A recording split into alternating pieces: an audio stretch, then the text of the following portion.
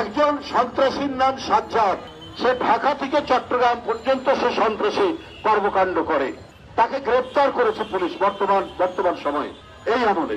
তার স্ত্রী বলছে আরে ওকে কয়দিন ধরে রাখবে, কারি কারি টাকা দিয়ে ওর জামিন হবে, ও কয়দিন পুলিশ তাকে রিমান্ডে নিবে। দেখুন টাকার কি গরম, টাকার কি আধিপত্য, টাকার কি মাহাত্ম্য, যে টাকা দিয়ে আইন কিনে নেবে, টাকা দিয়ে আদালত কিনে নেবে, টাকা দিয়ে পুলিশ কিনে নেবে। এক সন্ত্রাসীর স্ত্রী বলেছে, আজকেই আমি খবরের কাগজে পড়ছিলাম। এটা কি? এটা শেখ হাসিনার ফ্যাসিবাদী শাসনের এইটা একটা রেশ। ডক্টর ইউনূস সাহেবকে এটা তো প্রতিকার করতে হবে। এরা এখনো ধরা পড়ে না কেন?